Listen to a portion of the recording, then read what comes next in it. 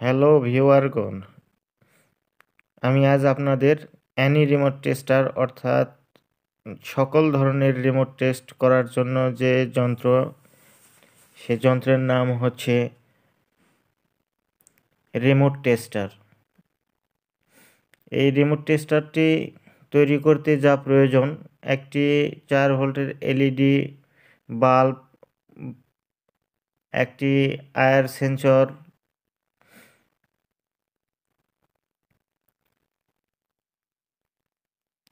একটি রেজিস্ট্যান্স ও একটি ট্রানজিস্টর। এই কয়েকটি পার্টস হলে আমাদের একটি রিমোট টেস্টার তৈরি করা যাবে। তো দেখতেছেন 4 ভোল্টের বাল্বের সঙ্গে আমি আয়ার সেন্সরের নেগেটিভ কানেকশানটা দিয়ে নিলাম এবং এই যে দেখতেছেন ট্রানজিস্টরের আউটপুট পজিটিভ লাইন আমি এলইডির সঙ্গে সংযুক্ত করে দিলাম।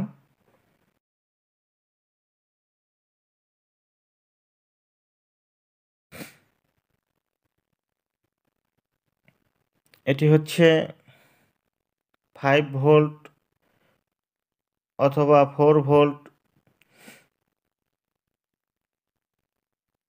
ব্যাটারির কানেকশান পজিটিভ সাইড লাগিয়ে নিলাম। এই যে দেখতেছেন 1K রেজিস্ট্যান্স, আয়ার সেন্সরের আউটপুট আর ট্রানজিস্টরের বেজ সংযুক্ত করে দেয়া হলো রেজিস্ট্যান্সের মাধ্যমে।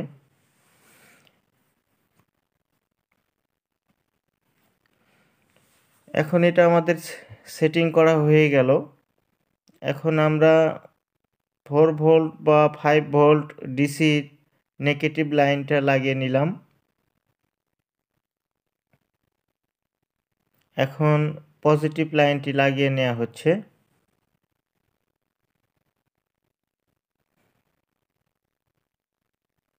এই যে দেখতেছেন কিভাবে লাইন করা হয়েছে আর পার্টসটিও সুন্দরভাবে আপনাদের দেখানো হচ্ছে। এটা হচ্ছে 1K রেজিস্ট্যান্স,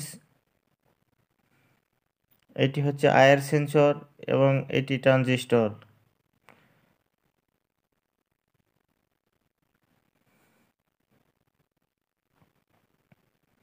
পজিটিভ লাইনটি লাগিয়ে নেওয়া হয়েছে, দেখতেছেন এই যে এখানে এটা পজিটিভ লাইন, এটি নেগেটিভ লাইন,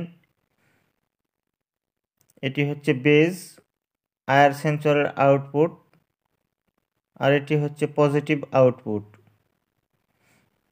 আমাদের কানেকশান শেষ। এখন আমরা